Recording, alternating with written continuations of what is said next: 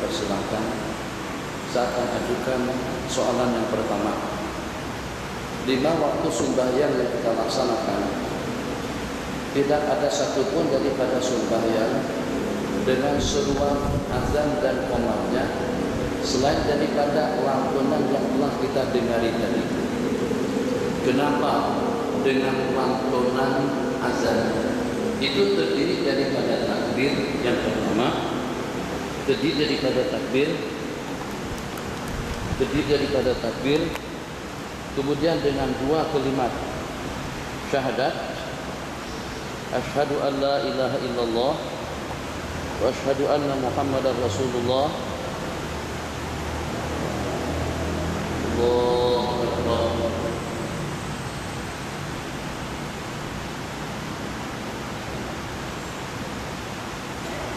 Padahal ini pertanyaan, di sana terdapat sekian ratus macam zikir yang mungkin saja kumpulan daripada azan hasbi rabbi jalallah misalnya, dan juga dengan kata-kata yang kedua dan ketiga tadi terlintas di dalam hati.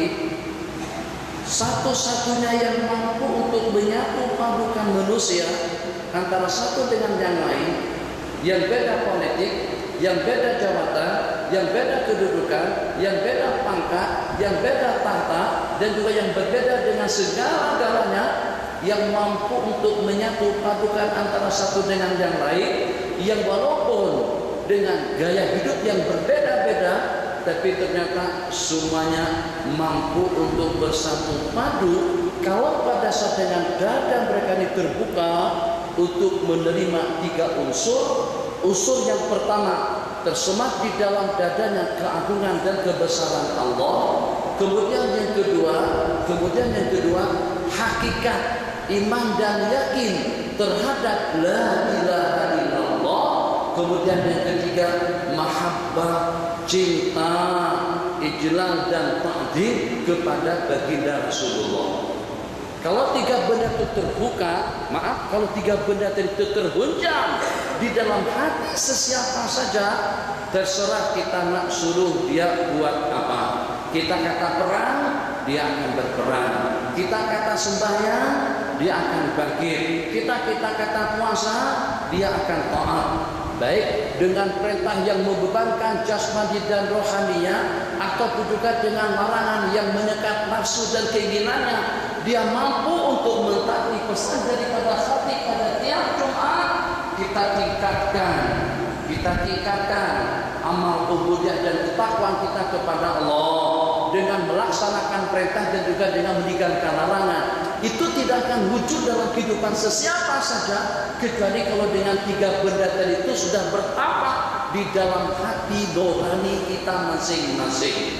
Allahu Akbar, Allahu Akbar. Yang ingin ditanamkan dalam adzan dan qomat tadi itu adalah kebesaran Allah. Masuk sini, mudah dia akan bergerak.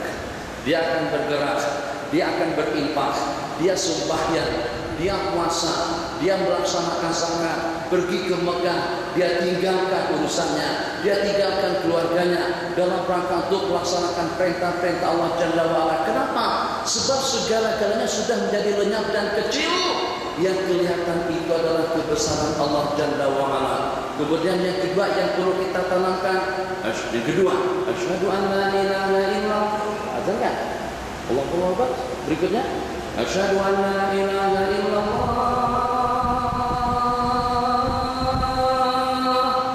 Kalau ini masuk la ilaha illallah dengan iman dan yakin, kemudian disusul dengan syahadat penyaksian yang kedua dengan mahabbah kasih sayangnya kepada baginda, asyhadu anna muhammadar rasulullah.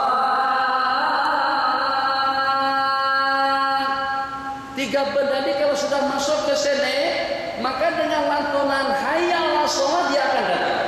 Ayo majlis, bersegera kita sembahyang, dia akan sembahyang. Kalau 3 itu masuk terlebih dahulu. Kalau dengan 3 benda tadi itu tidak masuk, kalau dengan jalur politik ekonomi, budaya, organisasi, kumpulan, usrah. Tidak akan mungkin manusia boleh disatu padukan. Misal yang nampak di depan mata kepala kita masing-masing seketika Nabi kita ke Madinah, ini kumpulan Ansar tidak pernah bersatu padu. Apalagi antara kumpulan Ansar dengan kaum Muhajirun, bagaimana dengan mereka boleh menyatu? Masya Allah, tabarakallah. Tak susah mana seketika nanti kita ajak mereka untuk bersatu. Tak susah mana ketika Allah turunkan bermacam-macam wahyu dan perintah kepada mereka. Jawabannya hampir sama. Baik itu dengan perintah yang membebankan seberat pelaksanaan hukum hudud, awas lo.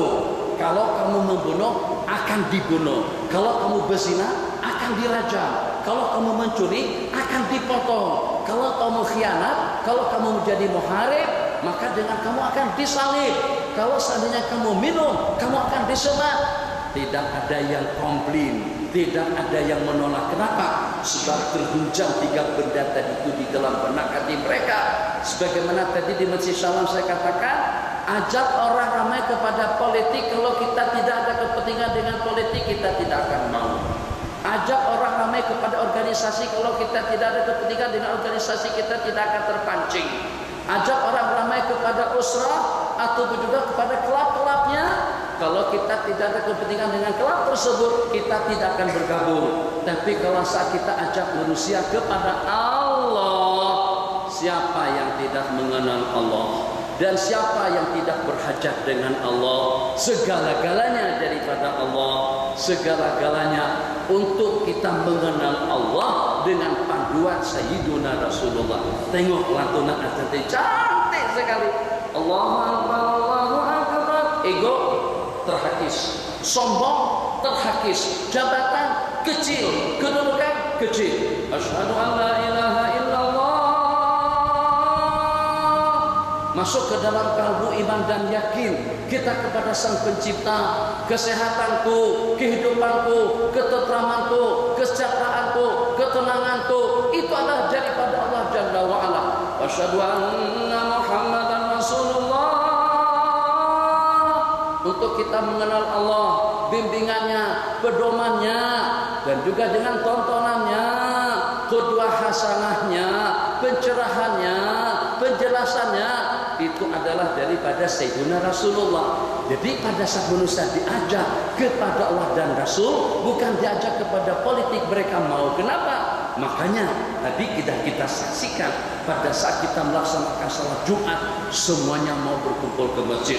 Salafi ke masjid, Wahabi ke masjid, hijau ke masjid, biru ke masjid, kuning ke masjid. Tak kisah beda politik, beda baju, beda pakaian, beda jabatan. Kenapa?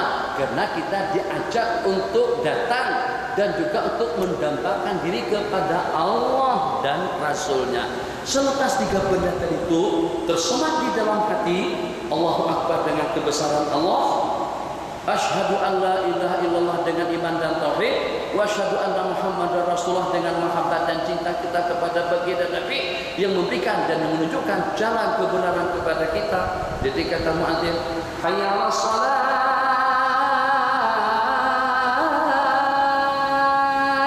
Hanya kita menjawab la haula wala quwwata illa billahil aliyyil azim. Kesiapan hati sudah siap untuk datang. Keinginan memang sudah wujud. Kesadaran memang sudah sedar. Tapi macam mana pun mungkin akan berlaku halangan dan rintangan seumpama sakit di luar daripada keinginan. Faya'lan falah. Dengan hati nurani kita tidak menolak untuk melaksanakan perintah sembahyang yang pertama. Kalau sembahyangnya sudah oke, berarti semua perintah akan lebih mudah kita laksanakan. Hayya 'alal falah, mudah untuk kita ngajak orang ramai untuk mendapatkan kebahagiaan yang abadi. Itu rahasia azan yang dikumandangkan berkali-kali pada tiap kita melaksanakan sembahyang 5 waktu. Sebab kenapa? Sebab manusia hanya tunduk kepada Sang Penciptanya. Maka pada saat kita ingatkan manusia kepada Allah Jalla wa'ala, perbedaan yang ada dalam kehidupan kita sehari-hari itu akan lezat dan sirna, dan masing-masing semuanya akan mendambakan diri berupaya dan melangkah untuk mendapatkan ridho Allah Jalla wa Ala. Mudah-mudahan tiga hakikat tadi itu dapat kita pahami, dan mudah-mudahan tiga benda tadi itu tersemat di dalam hati. Kalau tiga benda kebesaran Allah tidak kelihatan, hidup kita jadi tidak keruguruan. Kita tak kisah, kita tak peduli. Nampak kelihatan sopan, nampak kelihatan bagus, nampak kelihatan elok, kita tidak hirau. Kenapa? Sebab tidak ada azamatullah yang tersemat di dalam hati. Nabi kita gunakan bahasa dalam satu ungkapan kata-kata yang indah sekali. Salasun, tiga benda man kunna fihi, apabila tiga benda itu ada di dalam hati, wajada halawatal iman, dia akan merasakan lemak manisnya iman. Yang pertama, hendaklah Allah dan Rasulnya lebih dia cintai daripada segala-galanya. Yang kedua, cinta kepada seseorang karena Allah. Yang ketiga, benci kembali kepada kekufuran, budaya jahiliyah, kehidupan orang kafir, budayanya orang kafir, atau juga dengan seninya orang kafir, pakaiannya orang kafir, adat istiadatnya orang kafir. Dia benci dengan peradaban dan juga dengan orang-orang kafir, seperti bencinya dia kalau sampai dicampakkan Allah ke dalam neraka. Pada saat kita menyukai budayanya orang kafir, musiknya orang kafir, hiburannya orang kafir, kemudian dengan sastranya orang kafir, gaya hidupnya orang kafir, hilang kebesaran Allah di dalam hati.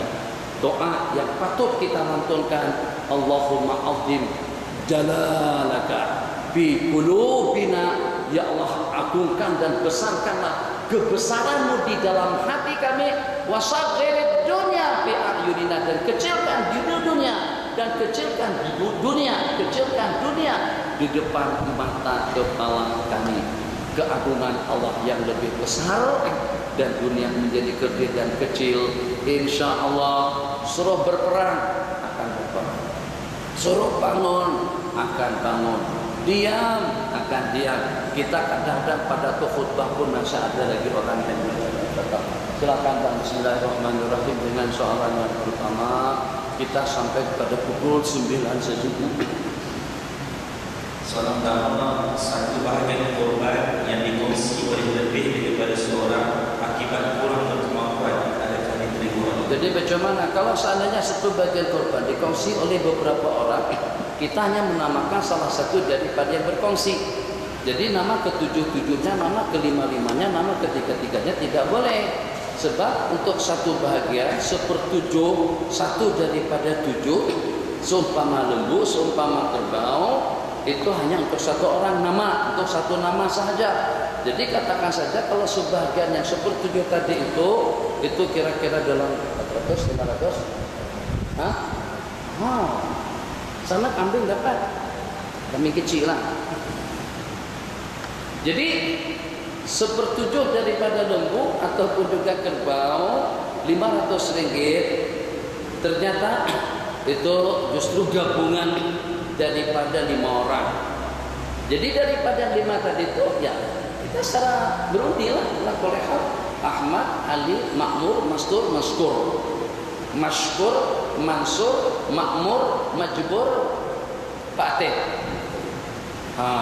Itu bagaimana? Jadi kita cabut nama atau sukarela daripada kita tak apa kita pilih abang yang paling muda. Oke, tak apa kita pilih untuk tuan yang lebih muak misalnya, tak ada masalah. Nanti tahun depan yang 5 tadi itu sudah kita keluarkan, tinggal lagi 4. Maka antara yang 4, tahun ketiga antara yang 3, tahun keempat antara yang 2, tahun kelima ya tinggal 1 orang saja lagi. Itu kalau saya tidak mampu. Tapi kalau dengan kelima-limanya nanti disebut, kesian sudahnya sepertujuh ditumbang oleh 7 orang lagi, astagfirullahaladzim. Kesianlah lembunya. Lembu kan untuk 7 orang. Kemudian yang sebahagian tadi itu untuk 7 orang lagi yang meniatkan. Kesian lembunya, tak boleh lah. Nah, kalau dengan kambingnya boleh tahan. Makanya ulama mengatakan berkorban dengan kambing itu lebih afdal daripada kita berkorban dengan lembu. Yang lain, jelas.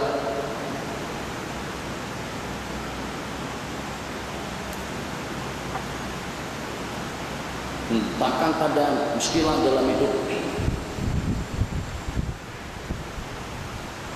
Ya, Haji, silakan. Oke bang.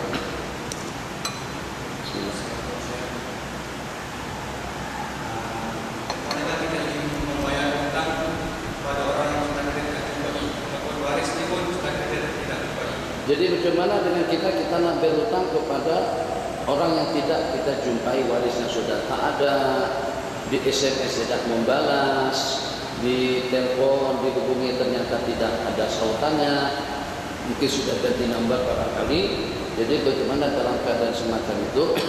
Jelas yang bagaimanapun, kalau seandainya dengan kita gunakan duit tadi itu dengan cara yang lain, mungkin dengan cara kita sedekahkan atau kita infakkan, kita wakafkan, itu mesti ada ternyata di dalam hati yang kalau pada saat ada orang yang berkenan kita akan bayar kembali.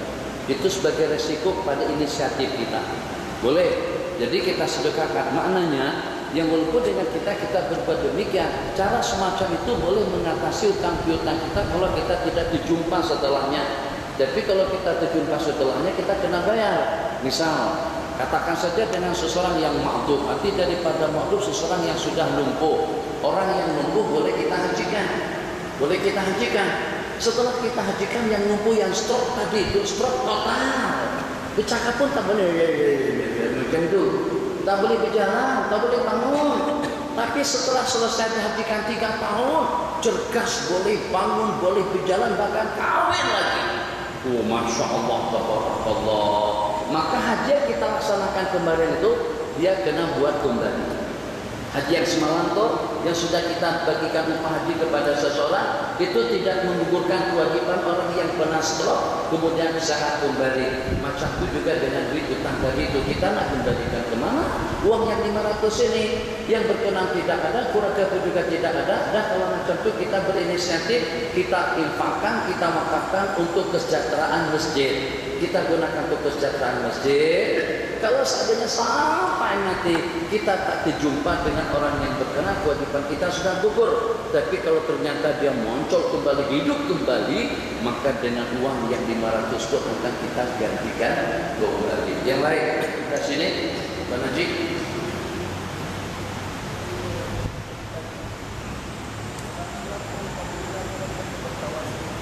Dalam Islam apakah dibenarkan dengan kita bertawasul? Tadi petang tadi itu dan sebelumnya 2 malam yang lalu saya mendengar ulasan daripada Dr. Hatim Al-Uwaini, salah seorang daripada ulama Arab Saudi, yang membuat satu kesimpulan munculnya al-ghulu, kepenatikan, teroris, dan juga dengan pandangan-pandangan yang ekstrim itu kebanyakannya berpunca daripada pikiran-pikiran pandangan Muhammad bin Abdul Wahab. Jadi kalau dahulu pengamatan-pengamatan yang semacam itu daripada dunia luar, daripada orang lain. Sekarang ini penyaksian tersebut itu daripada orang Arab Saudi sendiri. Bahkan dia menasihatkan kepada kerajaan untuk tidak mengasuh lagi pikiran Wahabi, apalagi kalau sampai jadi kubu Wahabi itu dengan keluarga al-Syekh yang tidak dihitung ramanya di Arab Saudi. Jadi dengan kesimpulan daripada beliau hampir sama dengan kesimpulan dan juga dengan kajian-kajian yang dibuat oleh ulama-ulama kita lainnya tentang pikiran al-Wahabi, pikiran yang ekstrim, itulah pikiran yang melahirkan generasi teroris, generasi yang keras, yang melampau, al-ghulu dan tafarruq kalau dengan bahasa Arabnya. Yang ziarah kubur mereka sebut dengan kuburin. Menurut mereka itu adalah kafir. Yang bertawasul dengan para nabi-nabi termasuk juga dengan para aulia, di mata mereka itu adalah syirik atau juga kafir. Yang tidak sependapat, yang tidak sependapat dengan mereka, yang tidak sependapat dengan mereka, mereka katakan sesat atau juga kafir. Jadi ada satu ungkapan saya terdengar saja tak panjang mana yang saya ikuti daripada ulasan salah seorang sahabat kita dari Indonesia. yang banyak menanggapi dan banyak berdebat dengan orang-orang Salafi dan Wahabi. Jadi pernah dikatakan oleh Wahabi, kata Wahabi di dalam kalangan orang-orang Asy'ariyah, Maturidiyah pun juga terdapat perpecahan, terdapat perbedaan. Bukan cuma hanya di kalangan Salafi dan Wahabi saja. Wahabi pun juga berpecah belah. Wahabi Albani lain dengan Wahabi Syekh bin Baz. Wahabinya Albani lain dengan Wahabinya Saudi. Antara satu dengan lain kadang-kadang saling salah menyalahkan. Jadi dia jawab seperti ini, jawab itu memang agak lucu sedikit. Jadi kata dia, kalau di Indonesia, di kalangan ulama-ulama Indonesia itu kalau Allah terdapat perbedaan pendapat, sebenarnya bukan perbedaan pendapat, perbedaan pendapatan, bukan berbeda, pendapatannya yang berbeda. Yang ini pendapatannya banyak, ini pendapatannya sedikit, yang ini santrinya ramai, yang itu santrinya sedikit, sehingga menimbulkan kecemburuan dan perbedaan, saling salah menyalahkan antara satu dengan yang lain. Jadi bukan perbedaan pendapat, tapi perbedaan pendapatan. Nah, seperti itu. Jadi kembali kepada pertanyaan Tuan Haji, itu gimana dengan tawasul? Ya Allah ya Arhamar Rahimin. Tuan Haji pernah dengar tak? Katanya kita boleh bertawasul dengan amal. Pernah dengar? Kita boleh bertawasul dengan sembahyang kita, bertawasul dengan puasa kita. Ya Allah ya Arhamar Rahimin. Dengan sembahyangku yang tidak khusyuk, dengan puasaku yang tidak keruan, aku akui segala kekurangan yang ada dalam ibadahku, dengan zikir dan tasbihku yang tidak cukup. Tapi bagaimana pun ya Allah yang Arhamar Rahimin, tetap saja itu adalah sebagai dambaan mahabbah daripadaku. Mudahkanlah atau juga berikanlah perlindungan, pemeliharaan kepadaku, murah rezeki, tenang, zahir dan batin, dan senantiasa selalu mendapatkan bimbingan dan petunjuk daripadamu. Sepakat mereka mengatakan itu boleh. Tawasul dengan amal, tawasul dengan amalan kita, itu dengan amalan orang lain. Tapi bagaimana kalau tawasul kita dengan orangnya? Mereka tidak boleh. Boleh. Bagaimana dengan orangnya? Tidak boleh. Amalan itu Tuan Haji bagian yang keluar daripada anggota tubuh seseorang. Sembahyang gerak daripada anggota, puasa ketika kita menahan lapar, zakat itu dengan mengeluarkan duit. Begitulah dengan amalan-amalan lainnya. Bahkan ada di antara daripada amalan yang modalnya tidak lebih daripada mulut. Subhanallah, subhanallah, subhanallah, subhanallah. Baca Quran, tasbih, tahmid, zikir, dan juga dengan amalan yang seumpamanya itu adalah gerak daripada mulut. Ada di antaranya dengan tatapan mata melihat, ada di antaranya dengan pendengaran telinga yang mendengar. Kalau dengan bagian-bagian daripada anggota itu boleh dengan amalannya, takkan kita tidak boleh bertawasul dengan orangnya. Ya kalau dengan orangnya ada iman, ada yakin, ada takwa, ada ibadah, ada taat, lebih komplit, lebih lengkap lagi. Takkan dengan amalan boleh, tapi dengan orangnya tidak boleh. Itu satu pendapat yang pelik. Anda bertawasul tak ada masalah, tapi jangan sampai menyesatkan. Mereka katakan kita ini sesat, sebab karena kita bertawasul. Ya Imam al-Musni ya sanadi, wahai penghulu Rasul, tempat sendaranku, anta ba'dallahi mu'tamadi, engkau setelah Allah tempat aku beriktimat, tempat aku berlindung. Itu tawasul kita kepada baginda Rasulullah SAW. Jadi kata salah seorang daripada ulama besar, asal daripada Afrika, tapi sudah jadi warga Arab Saudi. Ini ceritanya sudah lama dan yang terkenal juga sudah meninggal. Apa kata beliau ketika duduk di Mekah bersama para ulama-ulama besar pada waktu itu? Aku boleh sependapat dengan ulama-ulama Saudi semuanya. Aku boleh sependapat dengan pahaman Salafi dan Wahabi. Dan aku boleh bertoleransi dengan mereka kecuali dalam masalah takfir, mengkafirkan kaum muslimun gara-gara karena bertawasul, gara-gara karena ziarah kubur, atau gara-gara karena bertabarruk. Ya Allah ya Arhamar Rahimin. pergi ke Jabal Nur untuk apa? Kita tabaruk dengan tempat tadi kita sembahyang. Bagi mereka tabaruk yang macam itu tidak ada. Makanya kalau kau nanti sudah pergi ke Mekah, tengok saja di kaki Jabal Nur, gunung atau bukit An-Nur, atau dengan Jabal Thor, ditulis di situ dengan 5-6 bahasa. Urdunya ada, Inggrisnya ada, Prancisnya ada, bahasa Jawanya pun juga ada, atau bahasa Indonesia pun juga ada.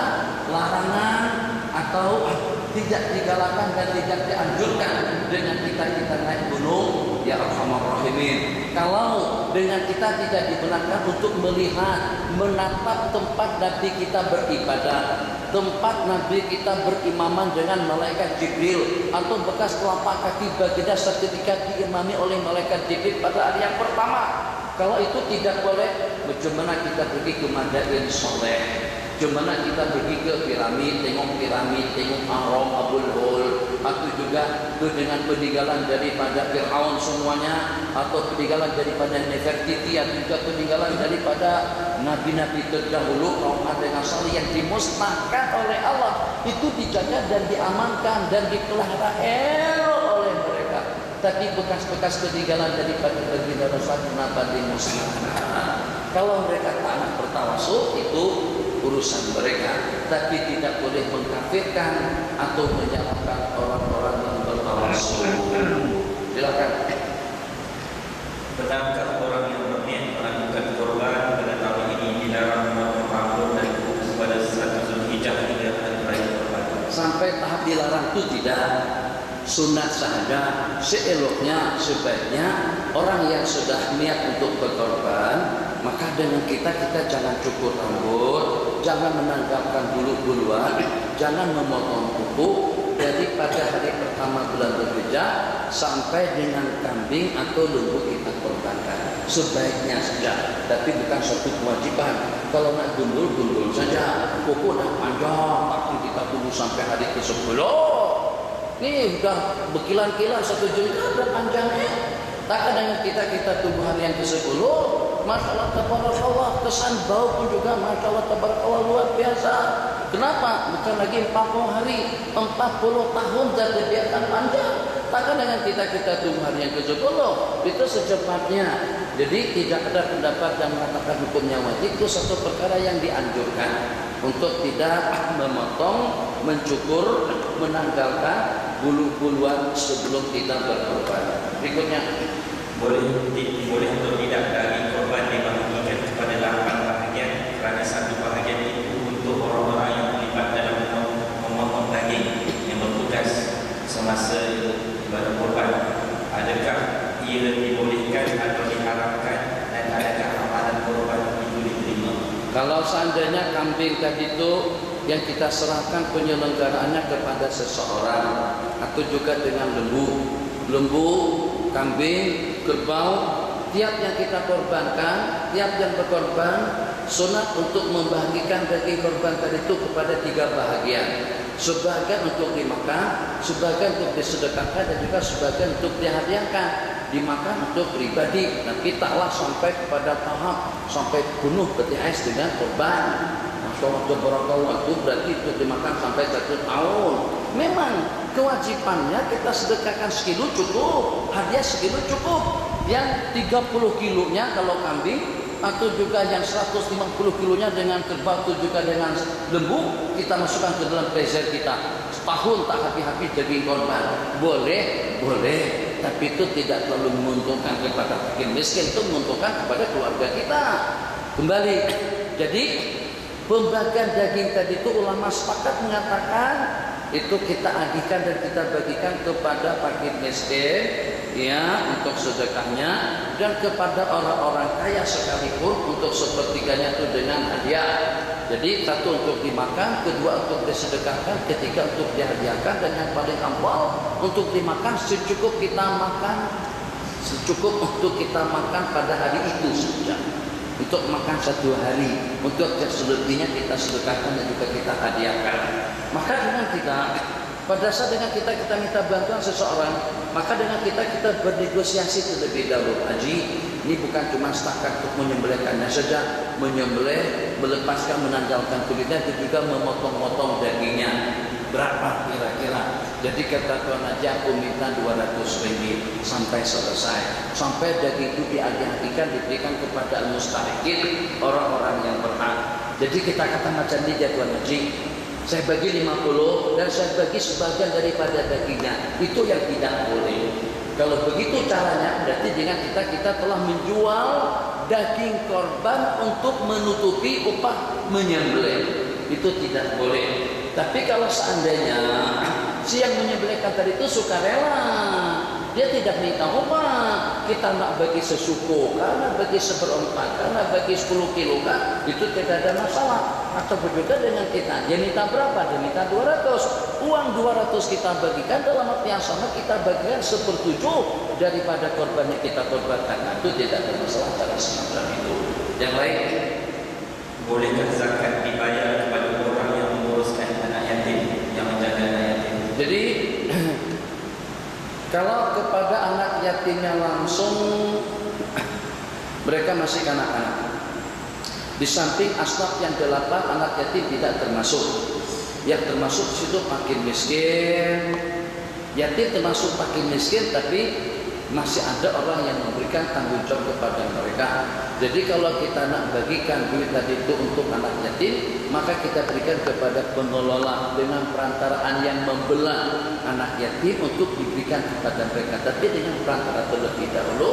Jadi misalnya abang berdua sebagai pengelola, saya katakan ini zakat harta saya, tolong diterimakan, tolong diterimakan zakat wajib saya untuk tahun ini, tahun 2014 atau 1436 misalnya, dan saya meminta agar duitnya digunakan untuk pembiayaan untuk keperluan anak yatim. Jadi pada saat saya bagikan duit itu kepada pengelola anak yatim, kewajiban saya sudah gugur. Jadi tidak diberikan secara langsung kepada anak yatim kalau anak yatim tadi itu masih pada usia di bawah daripada balik. Kalau anak yatimnya sudah dewasa, tak ada masalah, di atas sama fakir miskin. Dan juga satu benda yang pelik, yatim itu kalau masih kanak-kanak, yatim yang kematian bapak dan masih belum balik, kalau sudah berjanggut atas bawah, itu bukan yatim lagi, itu sudah dewasa. Nama yatim itu sudah hilang sebab dia sudah mukallaf. Jadi bukan seumur hidup jadi yatim. Macam itu juga dengan mu'alaf kita. Kalau ada orang masuk Islam berpuluh-puluh tahun dan masuk Islam masih disebut mu'alaf juga. Kalau saya tersinggung, mungkin barangkali imannya lebih mantap dan lebih kuat daripada kita. Nah, jadi jangan lagi sebut mu'alaf kepada orang yang sudah lama. Mu'alaf itu artinya seseorang yang masih lemah iman dan keyakinannya, baru dalam beberapa waktu memeluk agama Islam. Tapi kalau sudah lebih rajin, lebih yakin, lebih kuat ubudiyahnya, lebih cerdas dan lebih gigih dalam melaksanakan qurb kepada Allah Jalla wa'ala, tidak sepatutnya lah kalau kita kalian daripada hukuman mu'alaf. Masih ada lagi 5 menit. Adakah sholat sunat ataupun sujud syukur, dan bagaimana cara melakukannya? Sujud syukur sama dengan sujud tilawah yang dikerjakan di luar sembahyang. Kalau pada waktu kita melaksanakan sujud tilawah dalam sembahyang, fasujud wa qadarin Allahu Akbar, pada niat langsung saja kita sujud. Tapi kalau kita melaksanakan sujud tilawah di luar sembahyang, maka sama dengan kita pada waktu kita melaksanakan sujud syukur. Jadi kita lagi sedang duduk, alhamdulillah hari ini dapat berjaya dan berhasil untuk melaksanakan sunnah lima waktu secara cukup dengan berjamaah, nikmat daripada Allah Jalla wa'ala. Jadi berita kita terima, alhamdulillah dapat satu edah, juga dapat keuntungan atau apa saja, satu kenikmatan yang kita dapatkan atau terelak daripada bahaya. Sudah kita melaksanakan sujud syukur sama dengan sujud tilawah. Jadi pada waktu kita melaksanakan sujud syukur atau juga sujud tilawah di luar sembahyang, maka harus terpenuhi 4 rukun. Rukun yang pertama niat, yang kedua takbir, yang ketiga sujud dengan tumakninahnya, dan yang keempat salam. Jadi kalau kita duduk macam ini, takbir terlebih dahulu Allahu Akbar, dalam hati sengaja melaksanakan sujud syukur atau sengaja melaksanakan sujud tilawah. Allahu Akbar, Allahu Akbar sajadah wajib. Kalau tak ada baca-bacaan pun atau yang dibaca subhana rabbiyal a'la wa bihamdihi sudah cukup. dengan tumaninahnya. Allahu Akbar. Assalamualaikum warahmatullahi. Assalamualaikum warahmatullahi. Nah, beda dengan kita sujud tilawah dalam sembahyang. Sujud tilawah dalam sembahyang ada salat yang di sini 4 rukun. Saya ulang kembali, rukun yang pertama niat pada waktu kita takbir, niat dengan takbir doang. Yang ketiganya sujud dengan tumakninahnya. Yang keempatnya salam ke kanan dan ke kiri. Salam yang penting itu adalah salam yang benar. Itu cara kita melaksanakan sujud syukur. Tapi pertanyaan tak banyak Bagaimana cara melapangkan shaf bagi musliman? Shaf tersebut perlu dilapangkan ke arah kanan ataupun ke arah kiri, dan apa fadilah rapat dan meluruskan shaf? Kalau shaf kita tidak rapat, nanti akan dicelah-celai oleh syaitan antara kita dengan yang samping menyamping kita. Pada waktu kita masuk ke masjid, tengok kalau ternyata shaf di depan, shaf yang ada di hadapan sudah penuh, maka dengan kita akan membuat shaf baru. Shaf baru itu kita buat di tengah-tengah imam. Jadi kita pastikan posisi imam di sini. Jadi muslimah di sana untuk shaf kedua pun juga usahakan tidaklah sampai diukur dengan benang dengan tali. Agak sudah betul sudah oke dah. Jadi jangan sampai kita buat shaf di ujung situ atau juga di ujung sana. Muslimin pun juga macam itu. Jadi kalau shaf pertama sudah penuh, shaf juga sudah penuh, maka untuk kita membuat shaf baru, kita usahakan posisi kita tepat di belakang imam, baik muslimin ataupun juga muslimat. Datang yang kedua, ambil sebelah kanan dia. Datang yang ketiga, ambil sebelah kiri dia. Begitulah seterusnya. Jangan sengek, kanan semuanya. Kiri kosong, kiri semuanya, kanan kosong. Supaya saja shaf samping menyamping itu sama rata. Seterusnya. Apabila luruskan shaf, apabila meluruskan shaf, di antara daripada asbab yang mampu untuk menyatu padukan hati itu adalah meluruskan shaf. Nabi kita bersabda, la tusawwunna sufufakum, hendaklah kalian menyamaratakan shaf-shaf kalian, aw la yukhalifanallahu baina qulubikum, atau Allah akan pecah belahkan antara hati-hati kamu. Al-An'am 3 lagi. Adakah indah riba? Adakah indah riba sudah hilang dari barang emas atau jongkok emas kerana sudah tidak lagi digunakan sebagai bantuan? Apakah Indah hilang emas?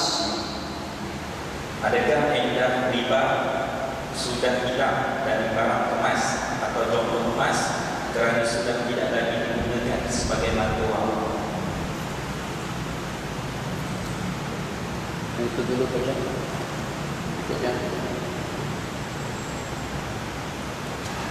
Assalamualaikum Syekh. Wahabi menyalahkan kita berkasidah mengatakan bahawa syafaat itu datangnya daripada Allah bukan daripada Rasulullah. Bagaimana kita nak jawab? Jadi Wahabi melarang kita berkasidah sebab katanya syafaat itu daripada Allah. karena syafaat itu daripada Allah. Syafaat memang daripada Allah.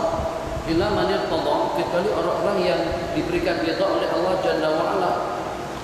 Takkan syafaat ya Rasulullah, ya gitu kan. Jadi kata mereka tidak boleh kita berkasidah macam itu. Sebab syafaat Allah daripada Allah Jalla wa Ala.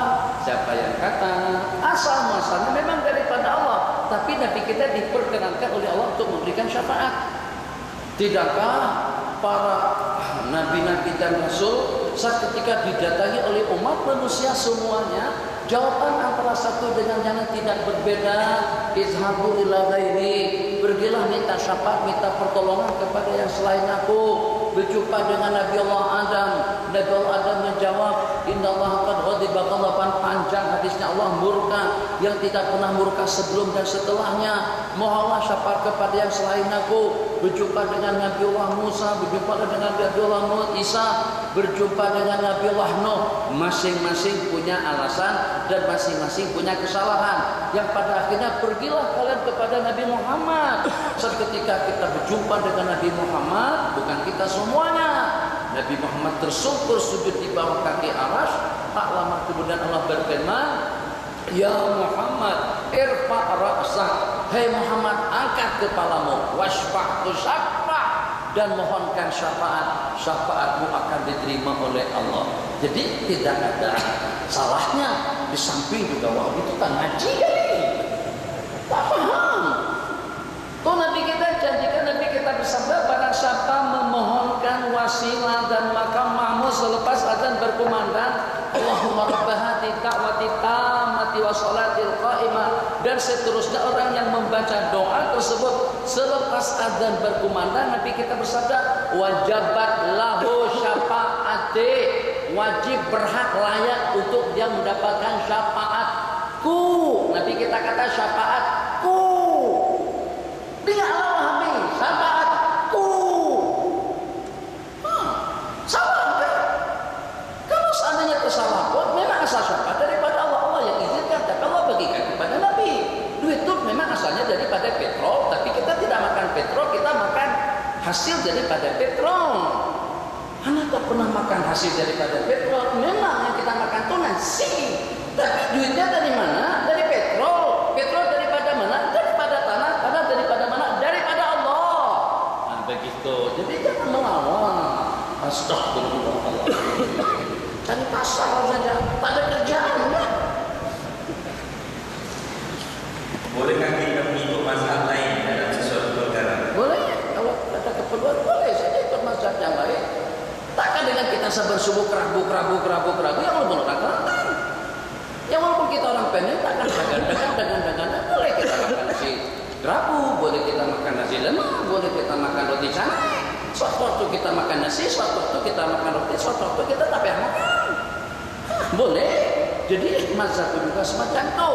Ini bukan mengiaskan, akan tetapi kalau memang ada keperluan, dia tidak boleh total fix, mencampur baur antara mazhab itu yang tidak boleh. Tapi kalau hanya satu berbeda mazhab saja tidak mengapa.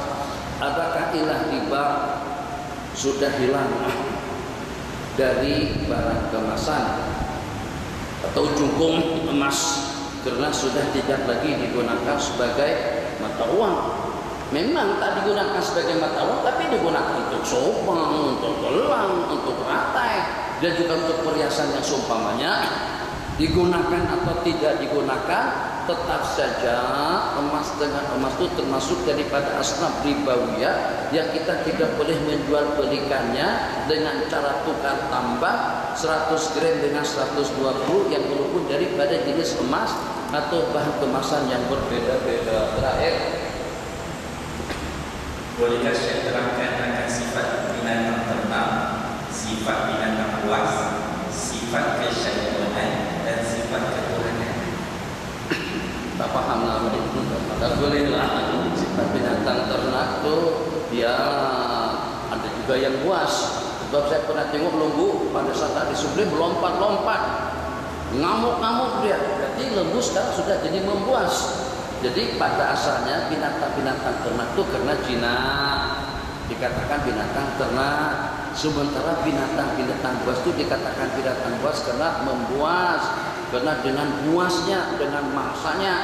Seperti yang kita tengok dalam dunia binatang, itu seperti apa seketika dengan harimau melihat rusa, atau juga melihat zebra, atau dengan keledai.